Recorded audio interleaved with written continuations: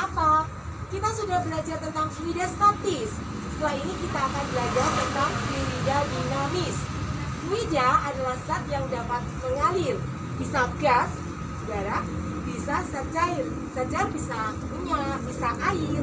Lalu, dapat saya menunjukkan kepada kalian bila penampang dari pipa ini kita pesan ke permukaannya, jangkauannya akan makin jauh. Ya, kalau semakin lebar permukaannya, jangkauannya akan semakin lebih dekat dan akan juga kecepatannya. Jika permukaannya terkecil, diskusi tentang pengaruh buat permukaan dan kecepatan waktu dan daya yang mengalir.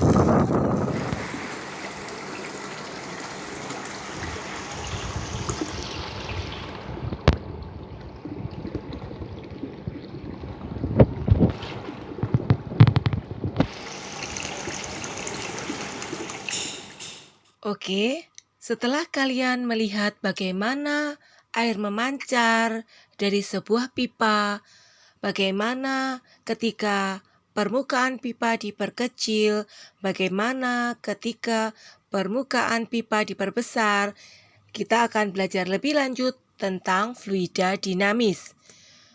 Materi yang akan kita pelajari pada video pembelajaran ini adalah tentang hukum kontinuitas, hukum Bernoulli. Di dalam persamaan kontinuitas, kita akan melihat seperti kita lihat pada video yang sebelumnya bahwa faktor-faktor yang mempengaruhi adalah luas penampang dan kecepatan alir. Kemudian persamaannya A kali kelajuan daripada zat cair itu, yang dituliskan A dot V sama dengan konstan. Jika dua pipa mempunyai ukuran diameter yang berbeda, kita bisa tuliskan persamaan dari kontinuitas A1V1 sama dengan A2V2. Selanjutnya, kita mau belajar tentang debit fluida.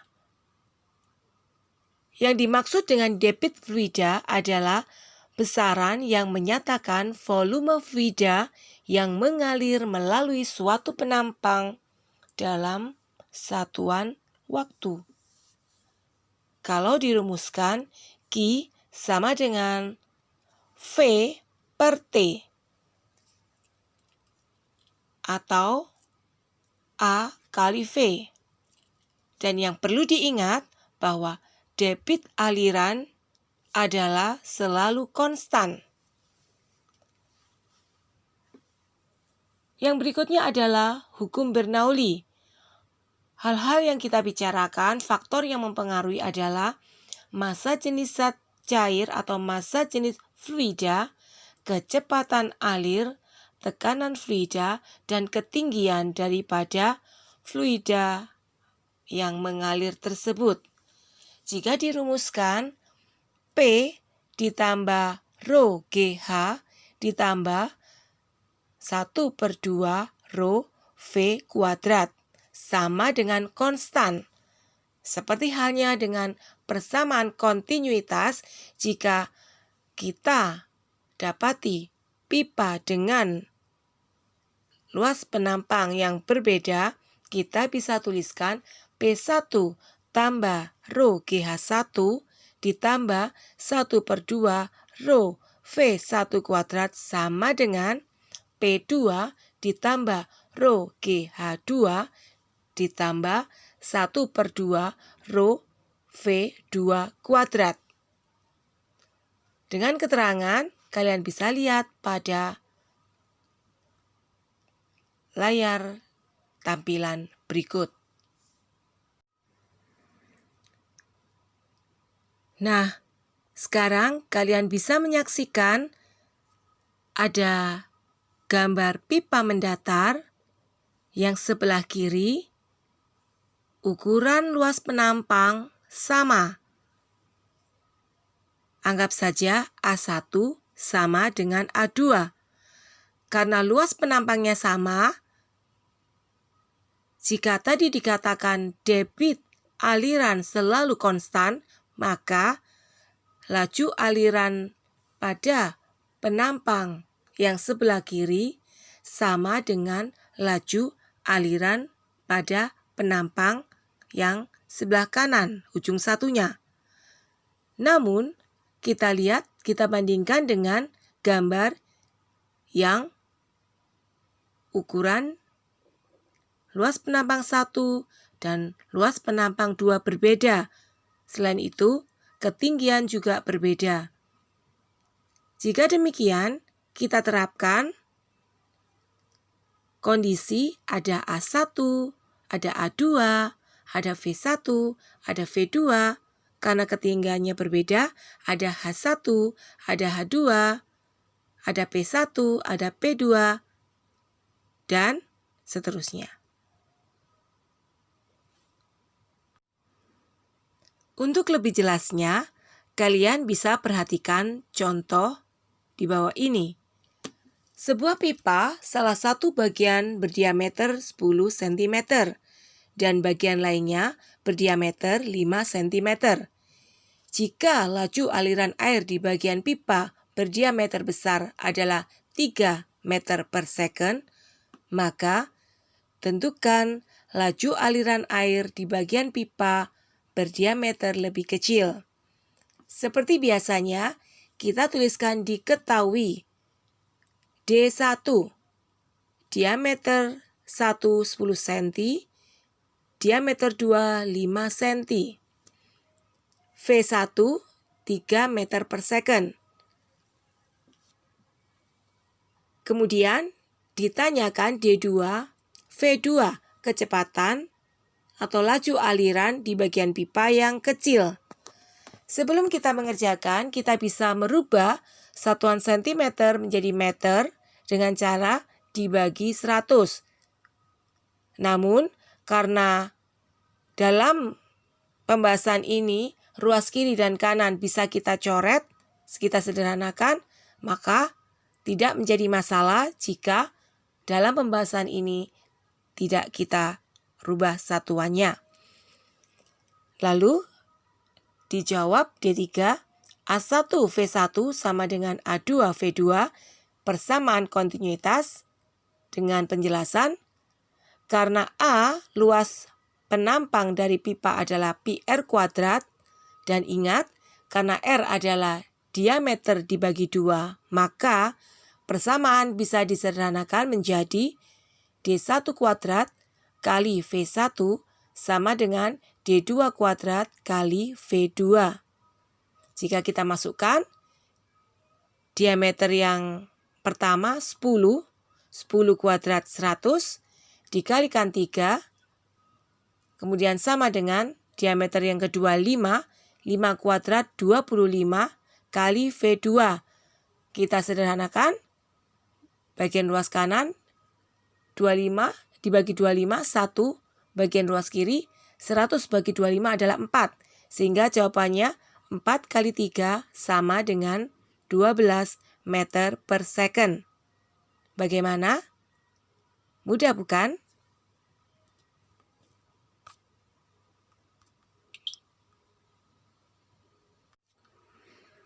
Selanjutnya kita akan menerapkan rumus debit aliran.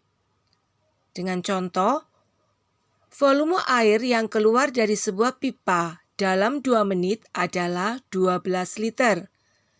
Berapa liter per detik debit air yang keluar dari pipa tersebut?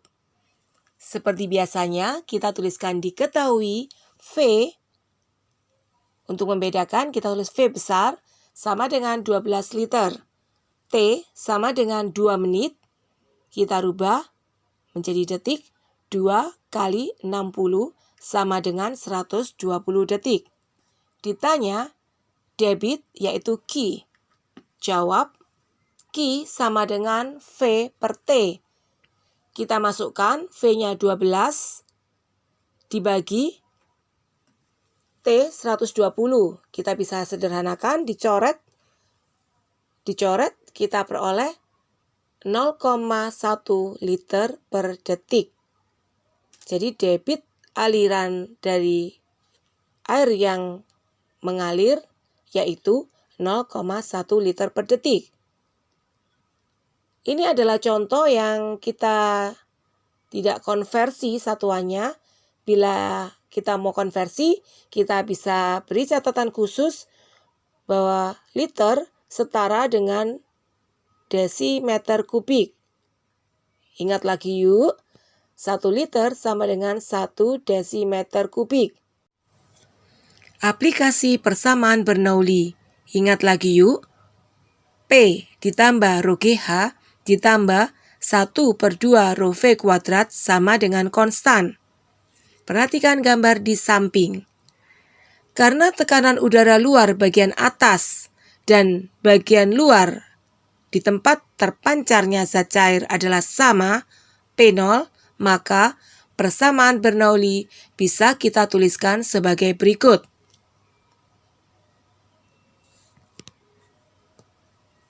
Ruas kiri dan ruas kanan P0 bisa kita coret.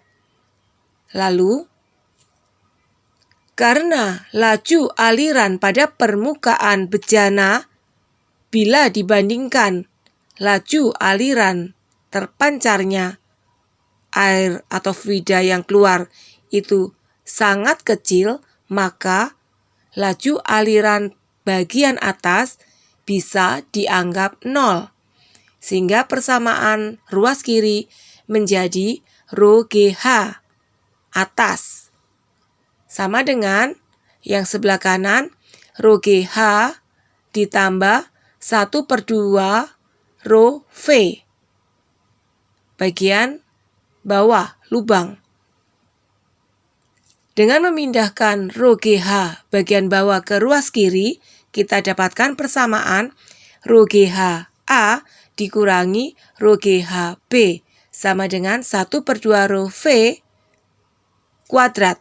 Dalam hal ini, V tempat terpancarnya zat cair itu karena bocor.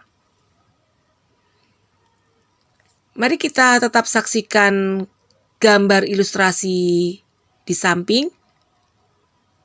H bisa dicari dari HA dikurangi HB.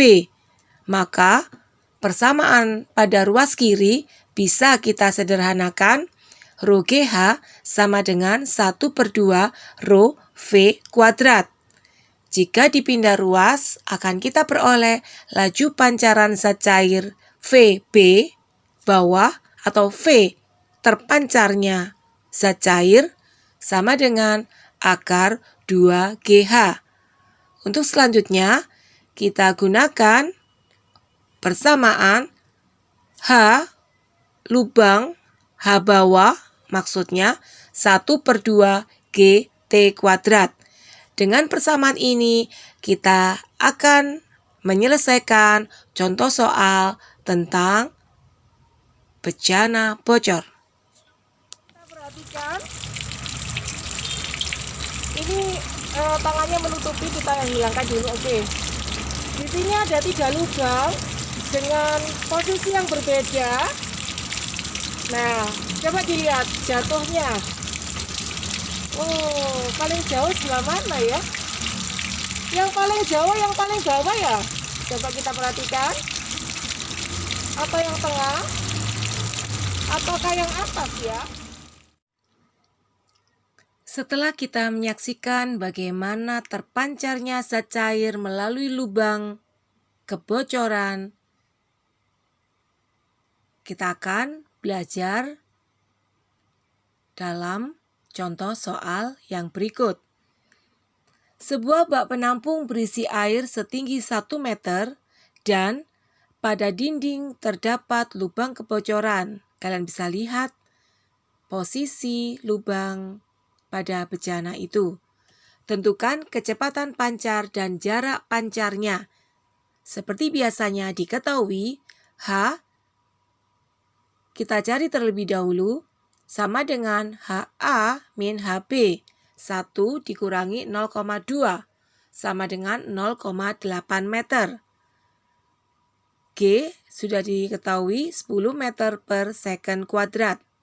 Ditanya V, laju pancaran zat cair, dan X, jarak pancaran zat cair. Jawab, dengan persamaan yang sudah kita pelajari sebelumnya, V sama dengan akar 2GH. Akar 2 kali 10 kali 0,8. Sama dengan akar 16 sama dengan 4 meter per second. Kemudian, T kita hitung dengan persamaan yang sebelumnya juga. H sama dengan setengah GT kuadrat. Sehingga T sama dengan akar 2H per G. Sama dengan akar 2 kali 0,8 dibagi 10. Sama dengan 0,16.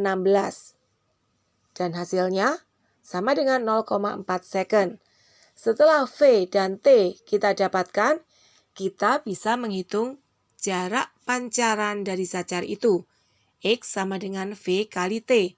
4 kali 0,4 sama dengan 1,6 meter. Bagaimana?